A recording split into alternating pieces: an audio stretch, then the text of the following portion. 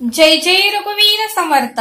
श्री लक्ष्मी व्रताची कथा. आता मार्गशीर्ष महिना चालू आहे. समर्थ आपल्याला गुरुवारची श्री लक्ष्मीची कथा कहाणी आपल्याला सांगतात.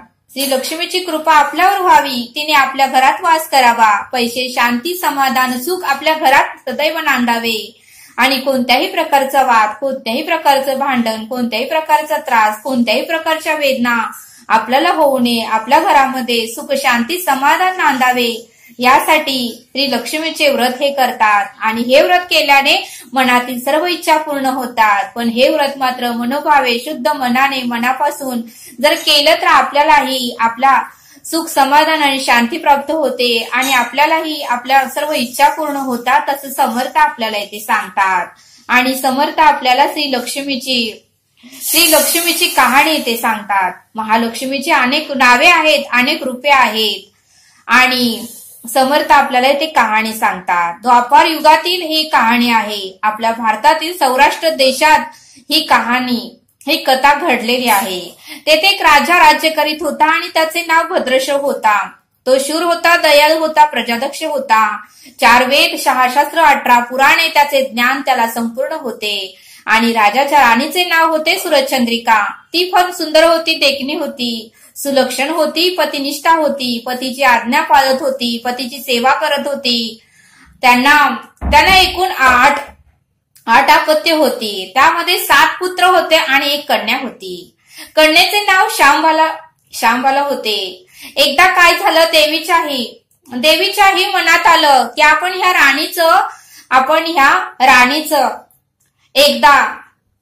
ह्या राणीची एकदा परीक्षा घेऊया असं देवीला वाटलं. आणि देवीने काय केलं, म्हातारीचं रूप घेतलं आणि राणीच्या दरबारात आली. त्यावेळेस मात्र राणी महालातच होत्या पण कामात होत्या. त्यांची दासी पुढे आली आणि ती म्हातारीला म्हणाली, कोण तू आणि कुठून आलीस? त्यावेळेस त्या म्हातारीने सर्व काही सांगितलं आणि त्या म्हातारीला दासी म्हणाली, ठीक आहे, थोडा वेळ तुम्ही थांबा. राणी साहेब महालात त्यांचं काहीतरी महत्वाचं काम करत आहेत. त्यांना मी सांगायला गेले तर त्या मला रागवतील. त्यामुळे तुम्ही आजी थोडा वेळ थांबा. मी थोड्या वेळाने राणी साहेबांना सांगते आणि तुम्ही त्यांना भेटा. त्यावेळेस मात्र म्हातारीला राणीचा खूप राग आला आणि त्यावेळेस म्हातारी शांत बसली आणि मग ती म्हातारी त्या दासीला सांगू लागली की तुझी राणी गेल्या जन्मी एक गरीब कुटुंबात होती आणि तिलाच मी हे लक्ष्मी व्रताची कथा सांगितली आणि लक्ष्मी व्रत कसे करावे, पूजा कशी करावी, मनोभावे कशी करावी हे तिला मी सर्व काही सांगितलं आणि तिने तसं केलं. त्यामुळेच ह्या जन्मी ती राणी झाली. पण मागच्या जन्मातलं जे काही तिला त्रास झाला, ते काही दुःख झालं, ते सर्व काही विसरून तिला आता अहंकार आला आहे, मीपणा आला आहे आणि ती आता कोणालाही ओळखत नाहीये. आणि गेल्या जन्मीच सर्व काही तिला मी व्रत सांगितल्यामुळेच या जन्मात मात्र ती आज श्रीमंत आहे, ती आज राणी पदावर आहे. त्यावेळेस मात्र त्या दासीला त्या म्हातारीची दया आली आणि त्या म्हातारीला ती दासी म्हणाली, आजी तुम्ही रागू नका आणि मला ते व्रत सांगा, मी ती करेन, उठणार नाही, मातणार नाही. त्यावेळेस त्या म्हातारीला ही दासीची दया आली आणि त्या म्हातारीने दासीला सर्व काही व्रत सांगितलं, पूजा कशी करायची, मनोभावे कहाणी कशी वाचायची, हे सर्व काही त्या म्हातारीने दासीला सांगितलं. आणि त्यावेळेस म्हातारी म्हणाली की बराच वेळ झालाय, आता मी येथून निघून जाते.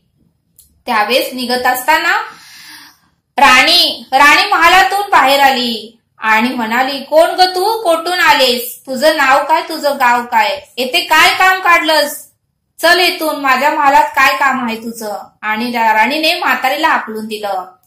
म्हातारी मात्र त्या महालातून बाहेर पडली आणि बाहेर पडताच एक मुलगी बाहेर आली. ती मुलगी राणीची कन्या होती आणि तिचं नाव होतं शांभाला. त्यावेळेस ती शांभाला त्या म्हातारीला म्हणाली, माझी आई चुकली, तिच्यासाठी मी तुमची माफी मागते, तिलाही माफ करा तुम्ही, ती चुकली. त्यावेळेस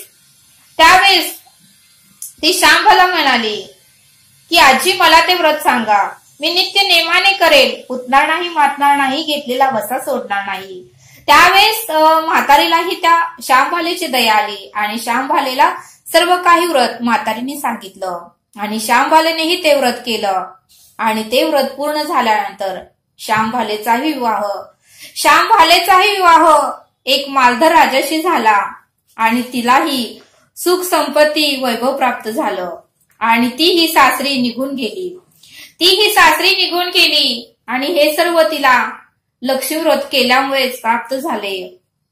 त्यावेळेस मात्र थोड्या दिवसांनी मात्र राणीला आणि भद्रश्रव राजाला हळूहळू वाईट दिवस दिसायला लागले. सर्व काही वैभव गेलं आणि ते अन्न पाण्यालाही महाग झाले. का तर त्यांनी लक्ष्मीचा अपमान केला होता, त्या म्हातारीचा अपमान केला होता आणि त्यामुळेच त्यांना वाईट दिवस आले. पुढे मात्र त्या राणीने आणि भद्रश्व राजाला वाटलं आपल्या मुलीला आपण भेटून यावं. त्यामुळे भद्रश्व राजा आपल्या मुलीला भेटण्यासाठी आपल्या मुलीच्या सासरी गेला. नदीकाठी थकून बसला होता. त्यावेळेस श्यामभालेच्या राजा भद्रश्वला पाहिलं आणि दासी श्यामभालेला सांगू लागली की तुमचे पिताश्री, तुमचे वडील नदीवर थकलेले दिसतात, त्यांना आणण्यासाठी कोणीतरी रथ पाठवा. त्यावेळेस श्यामभालेनेही आपल्या वडिलांना आणण्यासाठी रथ पाठवला आणि रथ पाठवून दिला आणि श्यामभालेचे वडील श्यामभालेला भेटण्यासाठी आले आणि श्यामभालेचा संसार सुखा समाधानाने चालू लागला होता. पण इकडे मात्र भद्रश्व राणी चंद्रिका यांचे मात्र परिस्थिती फारच गरीब झाली होती. पण मात्र भद्रश्व राजाने आपल्या मुलीला श्यामभालेला मात्र काहीही सांगितलं नाही. तोही आपल्या मुलीकडे 4-8 दिवस राहिला आणि परत जाण्यासाठी त्यांची संमती घेतली आणि आपले वडील परत जात आहेत आणि आपणही त्यांना काहीतरी द्यावं म्हणून श्यामभालेने एक हांडा घेतला आणि त्या हांड्यामध्ये सोनं भरलं आणि ते आपल्या वडिलांना दिलं. त्यावेळेस भद्रश्वालाही आनंद झाला आणि श्यामभालेने एक हांडा भरून पूर्णपणे धन आपल्या पित्याला दिलं आणि तो हांडा घेऊन भद्रश्व घरी आला. मुलीने भरलेला हांडा दिला हे ऐकून मात्र श्यामभालेच्या आईला म्हणजे सूरजचंद्रिकेलाही आनंद खूप झाला. आनंद गगनात मावेना आणि घाईघाईने तिने हांड्यावरचे झाकण काढलं. पण परिस्थिती अशी होती आणि त्यांना देवीने त्यांचा अपमान केल्यामुळे त्यांनी हांड्याचं झाकण उघडतात हांड्यात धन गायबच झालं होतं. हांड्यात धनच नव्हतं, होते ते फक्त काळे कोळशेच. त्यावेळेस मात्र महालक्ष्मीच्या अवकृपेने, महालक्ष्मीच्या त्या श्रापाने हांड्यातले धनाचे कोळसे झाले होते. सूरजचंद्रिकेने मात्र कपाळावर हात मारून घेतला आणि भद्रश्वालाही आश्चर्य वाटलं, कारण भद्रश्व समोरच असताना त्यालाही त्या हांड्यामध्ये धनच दिसलं होतं. पण घरी आल्यावर मात्र कसं कोळसं झालं हे भद्रश्वालाही कळेना. त्यामुळे दुःखाचे दिवस त्यांच्या आयुष्यातले संपत नव्हते. दारिद्र्याचा भोग मात्र सुटतच नव्हता. सूरजचंद्रिकेला एक दिवस काढताना मात्र रोज रडायला येत होतं, जीव मेटकुटीला येत होता. एक दिवस सूरजचंद्रिकेला म्हणजे श्यामभालेच्या आईला वाटलं आपणही लेकीला भेटावं, तिच्याकडे राहावं, एक 8 दिवस आपलंही मन प्रसन्न होईल म्हणून ती आपल्या मुलीकडे आली. तो दिवस मार्गशीर्ष महिन्यातला शेवटचा होता. सूरजचंद्रिकेला लेकीच्या घरी पोहोचली तेव्हा श्यामभालाही गुरुवारचे व्रत करत होती. त्यावेळेस मात्र सूरजचंद्रिकेलाही आठवण झाली. तीही म्हणाली, मीही तुझ्याबरोबर व्रतच करेन आणि तिनेही आपल्या मुलीसोबत व्रत केले. 4 दिवस मुलीकडे राहून सूरजचंद्रिकाही परत आपल्या गावात आली आणि लक्ष्मी व्रत अगदी मनापासून केल्यामुळे काही दिवसातच त्यांनाही थोडे चांगले दिवस येऊ लागले आणि राज्यप्राप्तीही झाली. पुढे काही दिवसांनी आई वडिलांना भेटण्यासाठी श्यामभालाही माहेरी आली. पण ज्यावेळेस श्यामभाला माहेरी आली त्यावेळेस मात्र सूरजचंद्रिका ही नाराजच होती, कारण श्यामभालेने ज्यावेळेस त्यांना एक हांडा दिला होता त्या हांड्यात मात्र कोळसेच निघाले. याचा राग मात्र सूरजचंद्रिकेला अजूनही होता. त्यामुळे श्यामभालेचे व्हावे तसे स्वागत मात्र माहेरी राणीने केलेच नाही. तिचा एक प्रकारे अपमानच राणीने केला. पण श्यामभालेलाही आईचा राग आला नाही. तिनेही मोठ्या मनाने आईला माफ केले व ती पुन्हा आपल्या घरी जाण्यासाठी निघाली.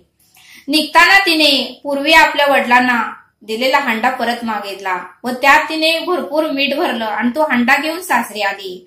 त्यावेळेस मात्र श्यामभालेच्या पतीने म्हणजे मालधाराने विचारलं की हंड्यात काय आणलंस. त्यावेळेस तिने झाकण काढलं तर हंड्यामध्ये मीठच होतं. त्यावेळेस श्यामभालेचा पती म्हणाला, अगं वेडे, मीठ आपल्याकडे नाही का आणलंस. त्यावेळेस श्यामभालेने त्या दिवशी स्वयंपाकामध्येही मीठ घातलं नव्हतं आणि जेवण पूर्णपणे आळणी लागत होतं. त्यावेळेस मालधारकाच्या ताटात मीठ वाढलं होतं. त्यावेळेस मात्र मीठ घेतल्यानंतर पदार्थ चव लागले. त्यावेळेस मात्र मालधारकाला श्यामभालेला काय म्हणायचं आहे ते कळालं आणि मालधारकाने पूर्णपणे प्रयत्न केला आणि श्यामभालेच्या माहेरचं जे काही वैभव, जे काही राज्यपद गेलं होतं ते प्रयत्न करून त्यांना मिळवून दिलं.